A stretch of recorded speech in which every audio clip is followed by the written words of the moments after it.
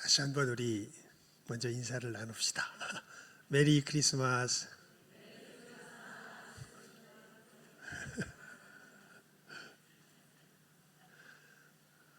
한 번 더 합시다. 메리 크리스마스.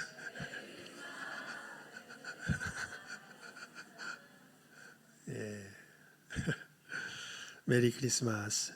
예. 정말 기쁨의 성탄절입니다. 늘 이 기쁨의 때에는 제가 진짜로 예수님을 만났을 때를 저는 종종 기억을 해봅니다. 상기를 해봅니다. 정말 슬픔으로 가득 찬 삶이었었는데요. 염려와 근심으로 가득 찬 삶이었었는데 정말 모든 것이 변해서 기대와 소망이 되었던 것을 늘 기억을 합니다. 그리고 그 역사 속에서 이제 천성을 향해서 걸어가는 걸음. 사실 몇 번 종종 말씀드렸지만 아마도 제가 군대에서 그 훈련을 받다가 그때 아마 죽는 게 내 그 길이 아니었을까라는 생각을 늘 해보는데요.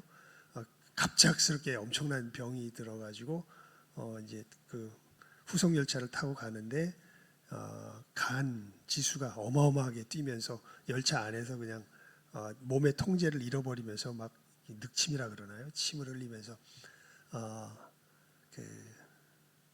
이제 내가 죽는구나. 이제 그 생각이 탁 다가오더라고요. 청년 때죠. 우리 영기보다 더 젊었을 때, 제 아들보다 더 젊었을 때. 근데 그때 정말 그 죽음이 눈앞에 이렇게 느껴지는데도 참 두 마음이 들었던 게 너무 놀라웠었습니다. 하나는 감사함이고 하나는 죄송함이고. 감사함은 이런 내가 천국 갈 수 있다라는 것을 너무나 분명히 그때도 알았기 때문에 너무나 감사드렸었고, 그런데 죄송함은 이렇게 주님께서 나에게 놀라운 은혜를 베풀어 주셨는데 주님께 내가 드린 것은 아무것도 없구나. 그 생각이 이제 있어서 죄송했고, 하여튼 그래서 죽나 보다 했는데 죽지 않고 지금까지 살아서 주께서 또 그 죄송함을 만회할 수 있는 길을 주신 것이겠지요.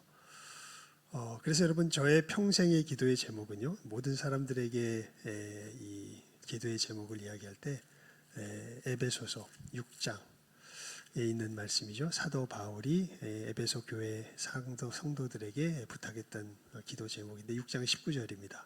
거기 보면 이런 기도의 제목을 부탁을 하는데요.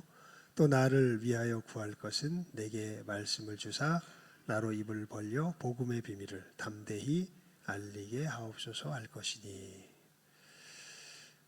여러분, 저를 위해서 기도해 주실 것은 내게 말씀을 주사 나로 입을 벌려 복음의 비밀을 담대히 알리게 하옵소서 할 것이니.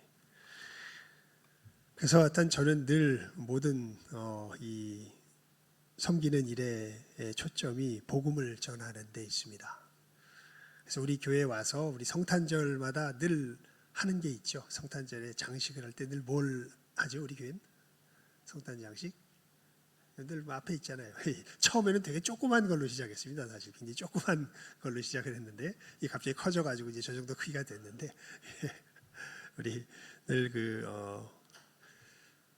구유에 오신 예수님을 우리 성탄절이 이제 가까울 때 우리 교회 앞에다 장식을 해놓죠. 처음에 이렇게 장식을 해놓으니까 동료 목사님들이 야, 너희 교회 무슨 천주교냐?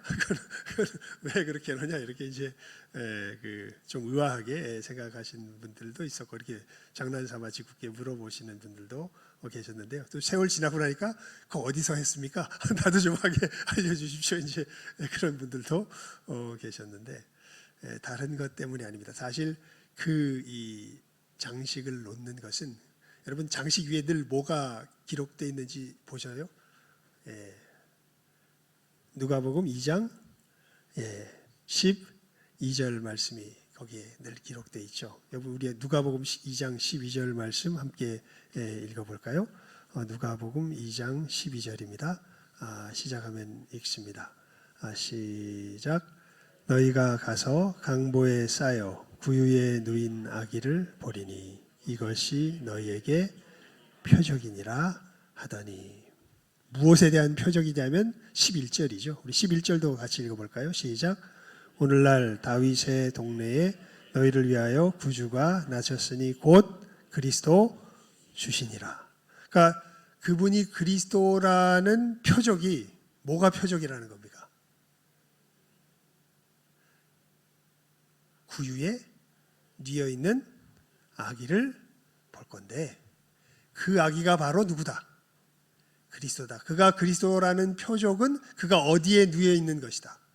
구유에 누워 있는 것이다 라는 것이 이제 천사들이 목자들에게 해 주었던 기쁜 소식입니다. 그러니까 그것을 사람들이 계속해서 지나다니면서 보았으면 좋겠다 생각이 들어서 그걸 그냥 주야장창 이 크리스마스가 될 때마다 거기다가 이렇게 장식을 해놓고 사람들이 그 말씀을 볼 수 있기를 바라는 것이죠. 강보에 쌓여 너희 오늘날 다윗의 동네에 너희를 위하여 구주가 나셨으니 곧 그리스도 주시니라. 너희가 가서 강보에 쌓여 구유에 누인 아기를 보리니 이것이 너희에게 표적이니라. 이렇게 천사들이 이야기했죠. 그러면서 여러분 왜 구유에 누인 아기가 우리를 구원하신 구원자의 표적일까요?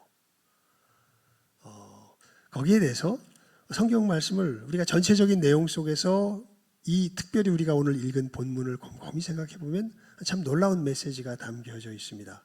우리 일단 오늘 우리 본문 말씀을 함께 읽어볼까요? 시작하면 읽습니다. 시작. 마다들을 낳아 강보로 싸서 구유에 뉘었으니 이는 사관에 있을 곳이 없음이로라. 아멘. 여러분, 누가 우리를 구원하시는 이 구세주 예수를 맞이할 수 있을까요? 여기에 대해서 되게 짧은 말씀인데요. 너무나 본질적인 것을 아주 그 상당한 비유 속에서 우리들에게 확실하게 이야기해주고 있는 것이 오늘 우리가 읽은 본문의 말씀입니다. 누가 예수님을 맞이할 수 있을 것인가? 누가? 어떤 사람은 맞이 못해요. 왜냐하면 그 사람에겐 예수님이 있을 곳이 없어요. 누구만 맞이할 수 있어요. 이 사람만 맞이할 수 있어요. 그래서 이렇게 표현이 된 겁니다. 이게 누구냐면 오늘 말씀이 나와 있죠. 누구는 맞이할 수 없어요? 사관은 예수님이 있을 곳이 있어요, 없어요? 없어요. 사관에는 예수님이 있을 곳이 없습니다. 오직 어디에 예수님이 누우실 수 있어요? 구유에 누울 수 있어요. 그러니까 이게 너무 선명하게, 그러니까 예수님께서 태어나시면서부터 사실은 이 복음의 메시지를 어떻게 보면 비유적으로서 자기가 태어나시는 그 태어남의 사건을 통해서 우리들에게 이야기해주고 계십니다. 여러분, 우리 성탄의 복된 날 우리가 이 메시지를 마음에 잘 새길 수 있길 바랍니다. 여러분, 어디에는 예수님이 있을 데가 없어요? 사관에는 예수님이 있을 데가 없어요. 어디에 누우실 수 있으세요? 구유에 누우실 수 있으세요. 사관이 뭘까요? 사관. 사관. 뭐 쉽게 말하면은 우리로 치면 이제 보면 여관 같은 건데 여관엔 있을 곳이 없습니다. 단지 구유에 예수님께서 있을 곳이 계시다는 것이죠. 여기서 여관이 뭘 뜻할까요? 뭐 여러 가지 복잡한 설명보다는 우리의 신앙 고백 속에서 어떤 것이 여관인지 우리가 가장 선명하게 볼 수 있습니다. 우리 사도신경으로 신앙 고백할 때 예수님께서 누구에게 고난을 받으신다고 고백합니까? 본디오 빌라도. 여러분, 본디오 빌라도만큼 성경에 특히 요한복음에 그려진 상황을 통해서 보게 되면 본디오 빌라도만큼 어떻게 보면 억울해 보이는 사람이 없을 것 같아요. 왜냐하면 본디오 빌라도는 예수님께서 십자가에 못 박혀 죽는 것을 정말 최선을 다해서 막으려고 애를 썼던 사람입니다. 그런데 어쩔 수 없이 자기의 정치적 상황과 유대인들의 압력에 못 이겨서 예수님을 뭐하는 사람이에요? 십자가에 못 박으라고 내주는 사람이에요. 책임은 그 사람에게 있는데 사실은 그 사람은 예수님을 십자가에 못 박고 싶지 않았던 사람이에요. 그런데 우리는 대놓고 신앙 고백에다 대고 뭐라고 고백합니까? 우리 해볼까요? 사도신경으로 신앙 고백 해볼까요? 고기 부분만. 본디오 빌라도의 고난을 받아 시작. 본디오 빌라도에게 고난을 받으사 십자가에 못 박혀 죽으시고. 누구에게 고난을 받으사 십자가에 못 박혀 죽었다고요? 본디오 빌라도에게. 근데 제가 말씀드렸잖아요. 요한복음 여러분 특별히 요한복음을 한번 그 18장 이후에 본디오 빌라도와 예수님과의 대화를 한번 자세히 읽어보십시오. 그것을 중심으로 또 마태, 마가, 누가복음의 그 사건들 한번 잘 읽어보면요. 본디오 빌라도는 예수님을 뭐 하려는 사람이에요? 놓아주려고 했던 사람이에요. 죽이려고 하지 않았던 사람이에요. 그런데 우리는 뭐라고 고백해요? 본디오 빌라도가 예수님을 십자가에 못 박았다고. 근데 여기에 놀라운 이 진리가 사실은 담겨져 있습니다. 그럼 본디오 빌라도가 왜 예수님을 십자가에 못 박냐면요. 어쩔 수가 없어서 못 박아요. 뭐가 어쩔 수가 없냐면 만약 나는 지금 예수를 놓아주고 싶은데 만약 내가 예수를 놓아주면 내 생명이 끝나요. 그 당시 본디오 빌라도가 처한 정치적 상황이 굉장히 어려운 상황에 처해 있다고 그럽니다. 자기를 옹호하던 황제와 이 정치적 권력을 잡은 사람들이 물러나고 자기와 적대적인 관계에 있었던 사람들이 이제 로마의 정권을 잡으면서 자기의 이 위치가 풍전등화의 위기에 놓여져 있는데 만약 자기가 지금 관할하고 있는 다스리고 있는 이 유대 지방에서 폭동이 일어나거나 여러 가지 정치적으로 어려운 일이 일어나면 그냥 자기 생명이 어떻게 되는 거예요? 그냥 정치적인 생명 정도가 아니라 자기 생명이 어떻게 되는 거예요? 끝장 나는 거예요. 근데 이 유대인들이 그냥 벌떼같이 달려들어가지고 이 예수를 십자가에 못 박지 않으면 우리가 폭동을 일으킬 거라고 막 갖다 협박을 해대니까 본디오 빌라도가 어떻게 하는 거예요? 이 예수님을 십자가에 못 박도록 내어주는 것입니다. 근데 그 내어주는 과정 속에서 예수님을 만나게 되죠. 그리고 예수님이 죄가 없는 것을 알고 죄가 없는 정도가 아니라 이분은 뭔가 이 범상한 분이 아니라는 걸 깨달아 알게 됩니다. 그런데 그럼에도 불구하고 본디오 빌라도의 삶을 내 생사 여탈을 주관하는 그 주권은 어디에 있다고 철석같이 믿을까요? 로마 황제에게 있다고, 로마의 이 권세에 있다고 철석같이 믿습니다. 그래서 이분이 무엇인가 내 양심의 깊은 곳을 울리면서 그러니까 하나님께서 본디오 빌라도를 지으신 그 선한 하나님의 형상에 대한 부분들을 건드려도 아주 순수하게 그것을 뭐 해버려요? 거부해버립니다. 그리고 내 생명은 누구 손에 달렸다? 내 생명은 로마 황제의 손에 달렸다. 그리고 거기에 잘 보이려면 이 사람이 비록 죄가 없는 것을 내가 알지만 이 사람을 뭐하게 해야? 죽게 해야 누가 산다? 내가 산다. 이 아주 순수한 믿음 속에서 순수하죠. 정말 순수합니다. 그 점에 있어서. 그러니까 내 삶은 여러분 이게 우리 하나님 이제 구원받은 사람과 세상 사람의 아주 본질적인 차이인데요. 하나님의 사람들은 이게 세상 사람들이 보면 미친 사람들이에요. 왜냐하면 자기 생명의 주권이 누구에게 있다고 고백하는 사람들이에요. 하나님께 있다고 고백하는 사람들이에요.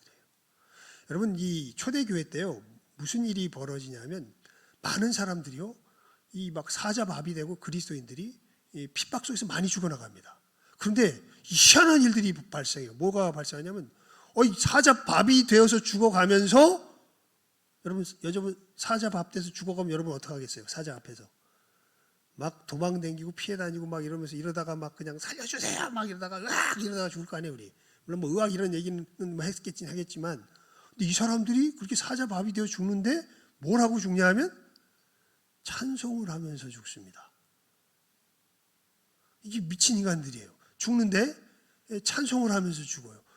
그러면서 뭐라고 믿느냐 하면 이것이 끝이 아니라고. 우리는 이 핍박 속에서 이제 진정한 하늘나라에 들어가게 될 것이라고. 이러고 죽어요. 그러니까 로마 사람들이 핍박하면서 예수 믿는 사람들이 꽤 많았다 그래요. 왜냐하면 자기들은 쟤네들 막 콜로세움 경기장에서 죽이고 향락을 누리고 가면 무도회 하고 막 뭐 여러 가지 이런 거 하면서 정작 자기의 미래에 대해서는 엄청나게 불안해하면서 살아가고 있는데, 저 인간들은 바라보니까 우리들한테 핍박받으면서 사자밥이 되면서 죽는 그 죽음 앞에서 뭐 하면서 죽어요? 찬송하면서 죽어요. 그러니까 도대체 저건 뭔가, 이게 궁금하고 충격을 받아서 예수님에 대해서, 믿음에 대해서 알아보고 가고, 그래서 예수를 믿게 되는 사람들이 꽤 있었다 그럽니다. 하지만 본디오 빌라도는 이 부분에 있어서 아주 철저하죠. 아주 순수합니다. 내 삶의 진정한 주권은 누구에게 있다? 누구에게 있어요? 로마 황제에게. 누구에게 있는 거 아니다. 지금 저 예수를 통하여서 나에게 내 양심에 찔림을 주고 있는 그 하나님께 있는 것이 아니라 로마 황제에 있다. 아주 순수하게 믿기 때문에 이것이 잘못됐다는 걸 뻔히 알면서도 예수님은 어떻게 해요? 십자가에 못 박도록 내어주는 것이죠. 여러분, 만약에 우리의 심령이 그러하다면요, 하나님의 하나님 되심을 인정할 수 없고, 우리 하나님의 하나님 되심을 인정한다는 것이 다른 것 아닙니다. 우리 양심 속에 선한 것이 무엇인지를 찔림으로 알게 하시는 그분을 좇는 것이야말로 진정한 삶의 길이라는 것을 사실 내가 인정할 수 없다면, 그렇다면 우리는 사관입니다. 그렇다면 우리는 예수님을 맞아들일 수 없습니다. 그래서 여러분, 이거 굉장히 중요합니다. 많은 사람들이 교회에 나오지만요, 예수님에게 나아가지를 못해요. 왜 나아가질 못하냐면 이 하나님을 인정하질 못해요. 아무리 열심히 나와도 소용없습니다. 그래서 이 상황에 대해서 누가복음 16장엔 이런 기사로서 예수님께서 이러한 상황을 우리에게 알려주세요. 이 부자가 지옥에 가잖아요. 지옥에 가서 희한하게 자기 친척들은 지옥에 안 왔으면 좋겠대요. 이게 뭐 부자가 자기 친척들을 사랑해서 그런 것이라고는 생각지 않습니다. 아마 더 괴로워서 그럴 거라는 생각이 있는데요. 자기를 잘 아니까. 하여간 뭐 일단 결론은 자기 친척들이 이 지옥에 오길 바라질 않아요. 그래서 아브라함에게 뭐라고 이야기하냐면, 저 나사로를 죽은 자 가운데서 다시 살아나서 이 친척들에게 보내가지고 이런 지옥과 천국이 있으니까 경고를 주면은 우리 친척들이 그 경고를 듣고 어디 오지 않고 지옥에 오지 않고 천국에 올 겁니다. 이렇게 이제 아브라함에게 이야기합니다. 그럴 때 아브라함이 뭐라 그러냐면, 아니다. 저들에게는 모세가 있다. 만약에 모세에게 듣지 아니하면 죽은 자 가운데서 살아나는 자가 가서 이야기할지라도 들을 거다 안 들을 거다? 듣지 않을 거다, 이렇게 이야기합니다. 이 얘기가 이 얘기예요. 여러분, 정말 우리들 속에, 우리 양심 속에 무엇이 선한 것인지를 말씀하시는 그 하나님을 인정하지 못하면 이 사람은 누구를 맞이할 수 없어요? 예수님을 맞이할 수 없습니다. 구유는 어떤 사람일까요? 구유는요, 한마디로 말하면 예수님 십자가에서 죽으실 때 거기서 천국의 허락을 받은 한편 강도와 같은 사람이요, 베드로와 같은 사람입니다. 여러분, 한편 강도가요, 예수님께 뭐라고 그러는 줄 아시죠? 이 다른 편 강도는 그 사관 같은 사람이에요. 그러니까 이 사람은 자기가 지금 죽음을 앞두면서도요, 내가 죽게 되어서 하나님 앞에 서게 된다는 것 자체에 대한 인식이 없는 것 같아요. 그냥 죽음을 앞에 놓고선도 어디서 빨리 벗어나서 이 죽음에서 벗어나서 이 세상으로 다시 돌아가길 바래요. 그래가지고 예수님한테 뭐라고 비웃으면서 요구를 하냐면, 야, 네가 그리스도가 아니냐. 그리스도라면 이렇게 억울하게 죽지 말고 능력을 발휘해서 너도 구원하고, 너를 구원하는 김에 나도 좀 구원해서 이렇게 좀 능력을 좀 보여다오. 그래서 막 예수님을 조롱합니다. 그러니까 예수님께서 그 사람에 대해서는 이런 방법 아무 말씀도 안 하세요. 근데 다른 편 강도는 이렇게 이야기하죠. 구원받는 강도는. 그 강도를 꾸짖습니다. 우리가 이렇게 죽는 것은 당연하다. 우리의 이 지나온 삶의 모습을 볼 때 너와 내가 이렇게 죽는 것은 어떡하다? 당연하다. 이건 하나님 앞에서 당연한 비결이다. 하지만 저분은 죄가 없으신 분이다. 그러면서 희한하게 그때 알게 돼요. 저분이 십자가 위에서 지금 뭘 하시는지. 그래서 한편 강도가 이야기하죠.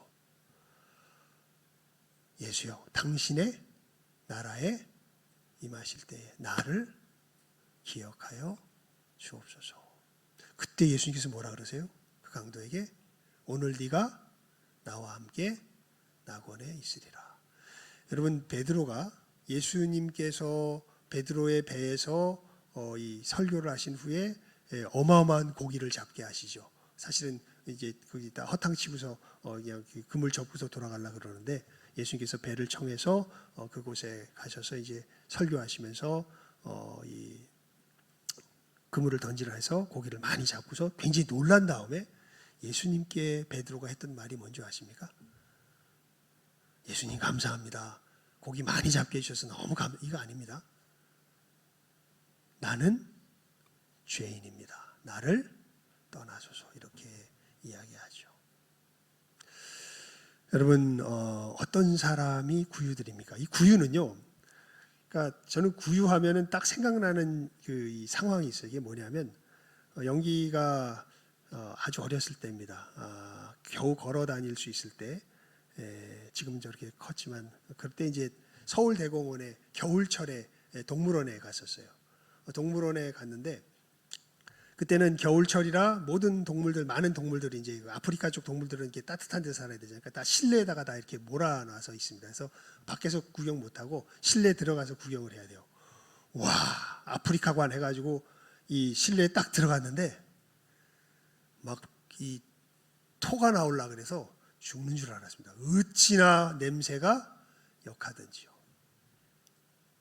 근데 구유가 어디에 있냐면요. 여러분, 이 당시에 베들레헴에 사는 사람들이 뭐 부자였겠습니까? 또 이 마리아와 요셉이 찾아갔던 곳이 뭐 부자였겠습니까? 가난한 사람들이었겠죠. 가난한 사람들은 보통 이 짐승 우리를 어디다 뒀냐면 자연 동굴에 뒀습니다.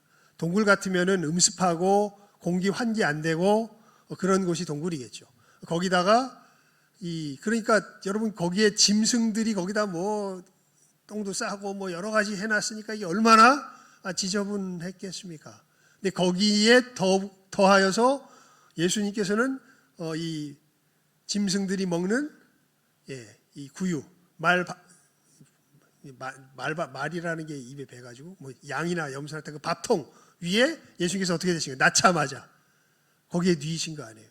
그러니까 진짜 이 세상에서 좀 가장 더럽기 이를 데 없는 곳에 예수님이 처음 태어나셔서 자기의 첫 자리를 어디에 잡으신 거예요? 그 자리에 잡으신 거예요. 가장 더러운 것. 천사들이 이야기하죠. 구유에 누인 아기를 보리니 이것이 곧 표적이니라. 너희들에게 누가 될, 구주가 될 표적은, 그 구주는 어디에 태어나신 분이다? 구유에 태어나신 분이다. 여러분, 예수님께서 이 땅 가운데서 유일하게 거하실 수 있는 곳이 어딜까요? 구유입니다. 구유는 그 더러운 곳입니다. 더러운 곳은 다른 것이 아니라 한편 강도와 같이 자기가 하나님 앞에서 얼마나 더러운 자인지를 진실하게 깨달아 알고 있는 사람들, 베드로와 모든 사람들이 다 똑같죠. 여러분, 그래서 우리가 세례식을 줄 때 늘 확인하는 것이 무엇입니까? 하나님 앞에 죽을 수밖에 없는 죄인인 것을 아십니까? 라는 것을 우리가 늘 확인하죠. 여러분, 우리가 어떤 사람이 예수님을 맞이할 수 있습니까? 오늘 설교 제목이 이래서 이것을 함축적으로 이야기합니다. 예수님 어디에 누우세요? 구유에 누우세요. 어디에 눕지 않으세요? 사관에 눕지 않으십니다. 구유만이 예수님을 영접할 수 있다는 것 잘 기억하시고, 구유와 같은 우리들의 마음을 깨달아 알며 우리의 마음문을 열고 예수님을 영접하며 이 구유와 같은 이 더럽기 한량 없는 우리들을 깨끗하게 씻기셔서 천국의 거룩한 백성이 되게 하시는 우리 주 예수 그리스도를 맞이하여 그 천국의 기쁨을 누리는 놀라운 영광이 또 이 성탄의 복된 날 아침에 우리 모두에게 임할 수 있기를 주님의 이름으로 축원을 드립니다.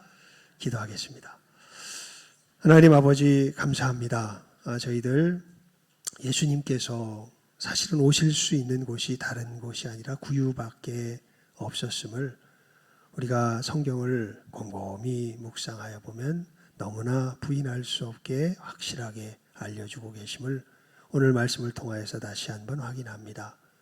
정말 구유와 같은 우리들, 하나님을 배반하여 팔며 죄악 가운데 거할 수밖에 없는 더럽기가 한량없는 하나님 앞에서 더럽기가 한량없는 우리들을 깨달아 하는 은혜가 있게 하시고, 하나님께서는 이런 우리를 실어버리시는 것이 아니라 오히려 이런 우리들을 사랑하셔서 이런 우리들이라야, 이런 자들이라야 예수님을 영접할 수 있음을 참으로 오늘 말씀을 통하여서 오히려 분명하게 깨달아 알게 하시는 이 복된 소식, 참으로 이 성탄의 복된 날 아침에 우리의 심령들 가운데 힘있게 울려 퍼지게 하여 주시고, 죄인들에게 임한 이 놀라운 구원의 소식을 다시 한번 기쁨과 감격으로 맞이하며 하나님의 놀라운 은혜를 찬양하는 이 시간 함께하는 우리 모든 귀한 영혼들 다 되게 하여 주시기를 간절히 바라옵고 소원하옵고 축복하오며 모든 것 예수님의 이름으로 기도드리옵나이다. 아멘. 우리 찬송 120장 드리며 준비한 예물 드리도록 하겠습니다.